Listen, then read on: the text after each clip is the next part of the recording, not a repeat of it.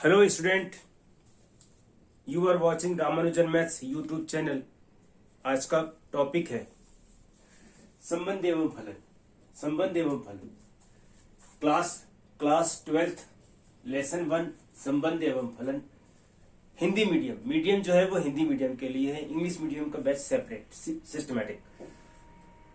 इस बैच में क्या बताने वाले हैं आपको? Basic plus objective. Basic plus objective, very IMP objective की बात होगी 30 अबाउट 30 के लिए। आज का टॉपिक है, हम आपको पहले संबंध बताएंगे, संबंध के प्रकार बताएंगे और उन पर आधारित कुछ उदाहरण करेंगे, और उसके बाद यदि समय बचता है या फिर नेक्स्ट वीडियो में सिस्टमैटिक ऑब्जेक्टिव। इतना डीप में स्टडी करने का कारण यह है कि आप ज्यादा से ज्यादा ऑब्जेक्टिव आप खुद ही कर लें। इससे वीडियो स्टार्ट करने से पहले सबसे पहले मकर संक्रांति की आप सभी को ढेर सारी शुभकामनाएं।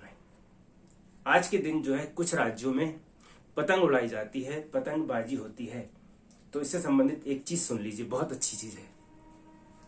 हर पतंग को पता है, हर पतंग को पता है कि उसे एक दिन मिट्टी में मिल जाना है। हर पतंग को पता है, हर पतंग को पता है कि उसे एक दिन मिट्टी में मिल जाना है। हर पतंग को पता है कि उसे एक दिन मिट्टी में मिल जाना है, किंतु उससे पहले आसमान छू दिखाना है। उससे पहले आसमान छू दिखाना है। इसलिए आप लोग खूब जम के जबरदस्त परिश्रम करिए, थोड़ा नहीं बहुत जबरदस्त परिश्रम करिए। सफलता प्राप्त करने के लिए जेब में गांधी जी हो या ना हो, सफलता प्राप्त करने के लिए जेब में गांधी जी हो या ना हो, दिल में आंधी जरूर होना चाहिए। इस दिल में आंधी जरूर होना चाहिए। कम टू द टॉपिक, संबंध की बात करते हैं। पिछले वीडियो में हम लोगों ने देखा था क्रमित युग्मों का एक समुच्चय है R। क्रमित युग्मों का एक समुच्चय है R। A क्रॉस B का यदि उप समुच्चय होता है, A क्रॉस B का एक उप समुच्चय होता है R, तो इस R को संबंध कहते हैं। याद हो गया होगा। A क्रॉस B का एक उप समुच्चय यदि R है तो इस R को कहते हैं संबंध। जहां पर A जो कहलाता है, A को कहते हैं प्रांत,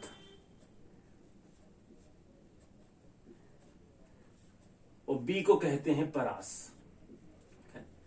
यह एक नंबर के ऑब्जेक्टिव में पूछा जाएगा। आज की जो बात जो होगी, R is a subset of, R जो होगा सबसेट होगा A क्रॉस A का,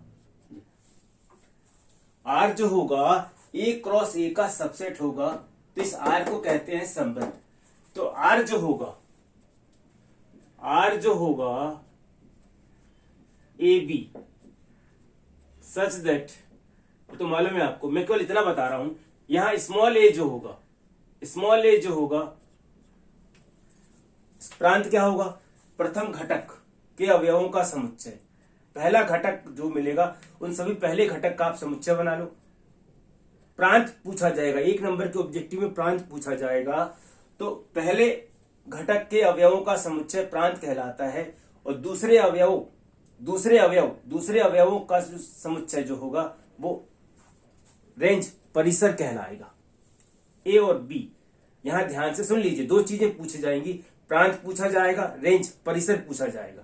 तो पहले घटक से मिलकर के जो समुच्चय बनाओगे आप उसे कहेंगे प्रांत, और दूसरे अवयव से जो मिलकर के जो समुच्चय बनेगा उसे हम कहेंगे रेंज परिसर कहेंगे। अब हम बात करते हैं संबंध के प्रकार की। तो पहले हाँ जी, संबंध के प्रकार। समुच्चय ए पर संबंध R, रिक्त संबंध कहलाता है यदि R रिक्त हो और A क्रॉस B का उप समुच्चय हो। इसकी परिभाषा तो आपको समझ में आ गई। R equal to 5, A cross B का यदि उप समुच्चय होगा तो इस संबंध को रिक्त संबंध कहते हैं। सिस्टमेटिक इसकी परिभाषा के साथ साथ हम आपको उदाहरण भी बताएंगे। एक उदाहरण समझते हैं। हमने यहां पर ए ले लिया, मान लीजिए 1 2 3, तो यहां पर ए क्रॉस बी जो होगा, ए क्रॉस बी होगा, ए क्रॉस ए फाइंड कर ले हम यहां 1 2 3, तो ए क्रॉस बी के लिए होगा 1 1,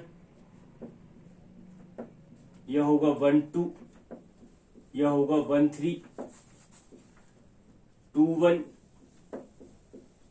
2 2 2 3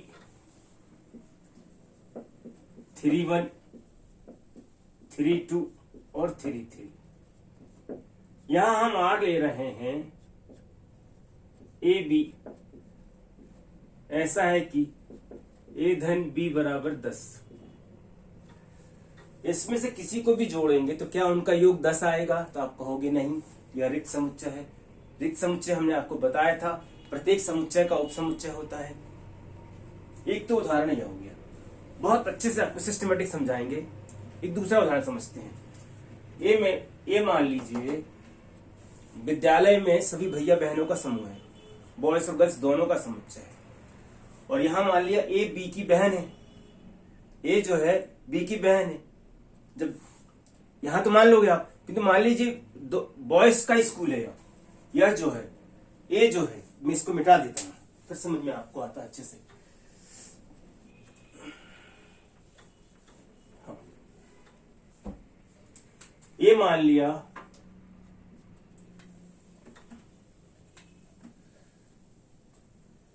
छात्रों, केवल बॉयज के लिए, छात्रों का विद्यालय है,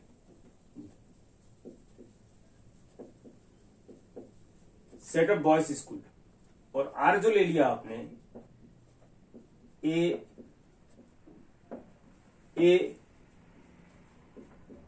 बी की बहन है, भाई सिस्टर तो हो ही नहीं सकती ना। दूसरा उदाहरण यह है, यह कहलाएगा रिक्त समुच्चय। एक और है उदाहरण, दूसरा उदाहरण यह है कि अभी जो हम लोगों ने उदाहरण पढ़ा था, R इक्वल टू, एक और ले लेते हैं यहां से, ए बी ऐसा है कि modulus of A minus be less than 0। दो संख्याओं के अंतर का मापांक मॉडुलस जो होगा कभी भी 0 से छोटा नहीं हो सकता है। तो इस पर आधारित हम लोगों ने 3 उदाहरण देखा कि दो संख्याओं के अंतर का मापांक कभी भी निगेटिव नहीं हो सकता है, 0 से छोटा नहीं हो सकता है। उस स्थिति में यह होगा फाई, तो फाई जो यह कहलाएगा रिक्त संबंध। चलिए, यह परिभाषा आपको याद हो गया है। दूसरा है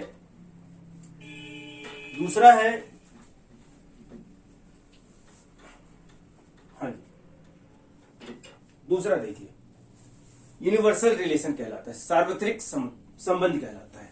समुच्चय ए पर संबंध सार्वत्रिक संबंध कहलाता है यदि R is equal to A cross B, पूरा whole sole A cross B ही यदि R होगा तो उसको कहते हैं यूनिवर्सल रिलेशन, सार्वत्रिक संबंध। ये क्या है जी? अब हम इसी सवाल में इसको बदल देते हैं। ए इक्वल टू मान लिया हमने 1 2 3, तो अंतर जो होगा हमेशा 0 से बड़ा या बराबर होगा। तो यह संबंध जो कहलाएगा, इस संबंध को कहते हैं सार्वत्रिक यूनिवर्सल रिलेशन, सार्वत्रिक संबंध कहलाता है। परिभाषा क्या है? R equal to A cross B, A cross B ही यदि R होगा तो इस R को कहते हैं यूनिवर्सल रिलेशन। मान लीजिए आपको उदाहरण वो समझ में नहीं आया तो एक दूसरा उदाहरण लेते हैं। ए इक्वल टू हमने ले लिया 1 2, तो ए क्रॉस ए क्या होगा जी? ए क्रॉस ए होगा 1 2 क्रॉस 1 2, तो यह होगा 1 1, यह होगा 1 2 2 1 2 2 2 1 2 2। और इसको ही यदि हम r मान लें, r बराबर यदि हमने मान लिया 1 1 1 2 2 1 2 2, तो आपने यहां देखा कि r जो है a क्रॉस b के बराबर है, r जो है a क्रॉस b के बराबर है, इसलिए इस r को ही सार्वत्रिक रिलेशन संबंध कहते हैं। मुझे लगता है बात समझ में आ गई होगी। खैर, जो ज्यादा पूछा जाता है उसकी बात करते हैं। जो ज्यादा क्वेश्चंस जो हैं वो इनके क्वेश्चंस हैं।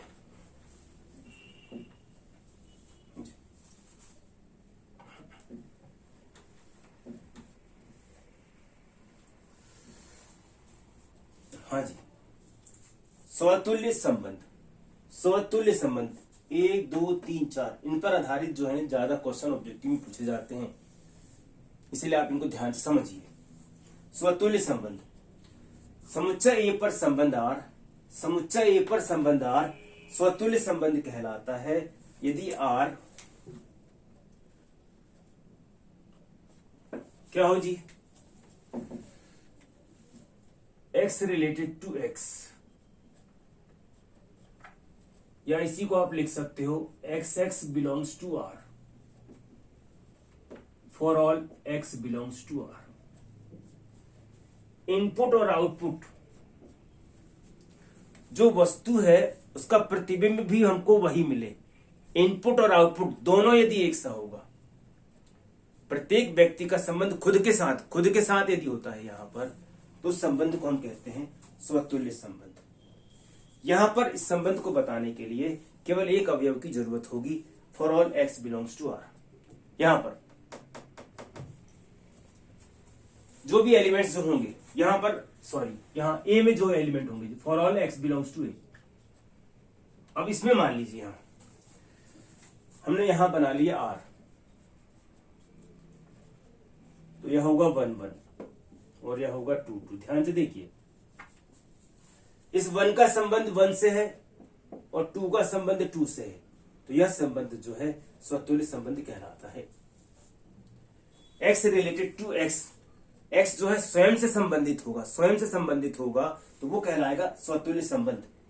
यदि हम मान लेते हैं r इक्वल टू, एक और उदाहरण लेते हैं, a इक्वल टू हमने ले लिया यहां 1 2 3, और हमने यहां पर r को परिभाषित किया इस तरीके से 1 1 2 2 और 3 3। तो यहां पर अवयव कितने हैं? 3। इस 1 का 1 से संबंधित है, इस 2 का भी 2 से संबंधित है, यह 3 भी 3 से संबंधित है। यहां जितने भी अवयव होंगे वो खुद से संबंधित होंगे, स्वतुल्य। स्व का मतलब है खुद से संबंधित होंगे। प्रत्येक अवयव जो है खुद से संबंधित होगा तो उसको हम कहेंगे स्वतुल्य संबंध। जैसे मान लीजिए यहां पर ऐसा आ गया, 3 1 आ गया, तो यहां पर 1 स्वयं से संबंधित है, 2 स्वयं संबंधित है, किंतु 3 स्वयं से संबंधित नहीं है, तो इस संबंध को कहेंगे स्वतुल्य संबंध नहीं है।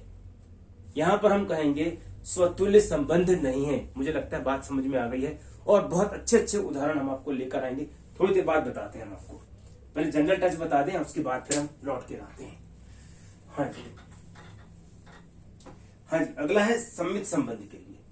सम्मित संबंध में क्या होता है? X y belongs to R. इस संबंध को बताने के लिए हमें 2 अवयवों की जरूरत होगी। x का जो संबंध y से है, ठीक वही संबंध y का x से हो जाए। x का जो संबंध y से है, ठीक वही संबंध y का यदि x से हो जाएगा तो इस संबंध को हम कहते हैं सम्मित संबंध। इसके लिए हमें 2 अवयवों की जरूरत होती है, for all x y belongs to a। चलिए देखते हैं जी। इसको बताने के लिए 2 अवयवों की जरूरत है। इससे हमने यहां पर r बराबर ले लिया 1 2 2 1, इतनी समझते हैं। 1 का संबंध 2 से है, 1 का संबंध 2 से है और 2 का संबंध भी 1 से है। तो x का जो संबंध y से है, एक्स का जो संबंध वाई से है ठीक वही संबंध वाई का एक्स से होना चाहिए। तो इस संबंध को कहते हैं सम्मित संबंध, इसको कहते हैं सम्मित संबंध। एक और ले लेते हैं, यह हो गया 1 3 और यह होगा 3 1। 1 का संबंध 3 से है और 3 का संबंध भी 1 से है, तो इस संबंध को कहते हैं सम्मित संबंध। हमने यहां ले लिया 2 3,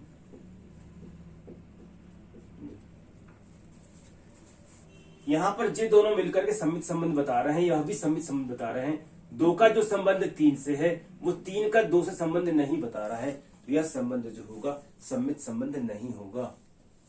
यह संबंध जो है सम्मित संबंध नहीं होगा। सम्मित संबंध तभी होगा जो x का संबंध y से है ठीक वही संबंध y का यदि x से होगा तो वो संबंध कहलाएगा सम्मित संबंध। चलिए अगला देखते हैं।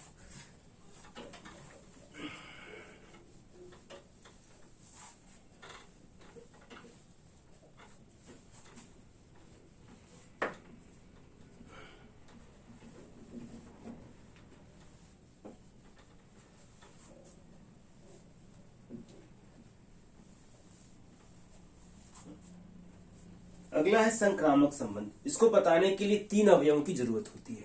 क्या क्या है जी? हाँ, x का जो संबंध y से है तथा y का जो संबंध z से है ठीक वही संबंध x का z से हो जाए। x का जो संबंध y से है, आप इसको ऐसा भी लिख सकते हो, x रिलेटेड टू y तथा y related to z, this implies x related to z। x y से संबंधित है, पढ़ने का तरीका यह है, x y से संबंधित है तथा y z से संबंधित है। ऐसा ही संबंध x related to z, x का संबंध z से हो जाए तो इस संबंध को कहते हैं संक्रामक संबंध। जिसे मान लीजिए यहां पर a बराबर लिया हमने 1 2 3 और r बराबर लिया 1 2 2 3 और 1 3। देखिए ध्यान से देखिए, 1 का जो संबंध 2 से है, x का 1 का संबंध 2 से है, 2 का संबंध 3 से है, तो 1 का संबंध 3 से है। ये आ रहा है जी, और अच्छे समझते हैं। L1 समांतर है L2 के,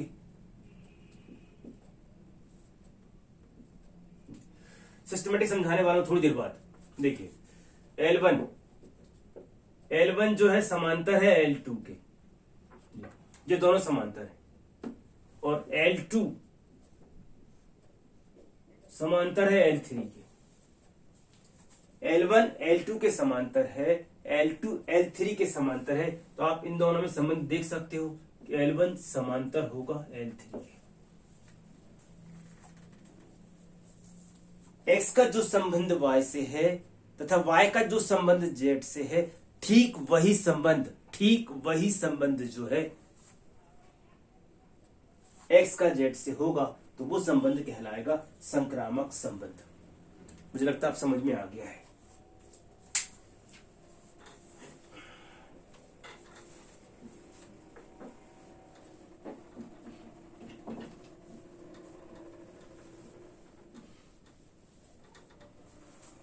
हाँ जी, तुल्यता संबंध।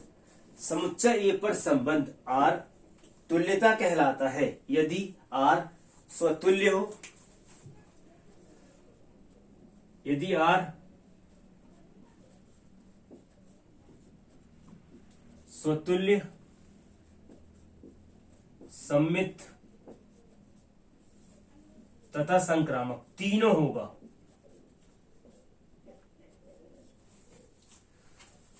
समुच्चय A पर संबंध R को तुल्यता संबंध कहते हैं या कहलाता है यदि R क्या क्या हो, स्वतुल्य भी हो, सम्मित भी हो और संक्रामक भी हो। जो संबंध तीनों संबंध होंगे तो उस स्थिति में R को तुल्यता संबंध कहते हैं। तुल्यता संबंध कहते हैं। एक बार स्क्रीनशॉट ले लीजिए।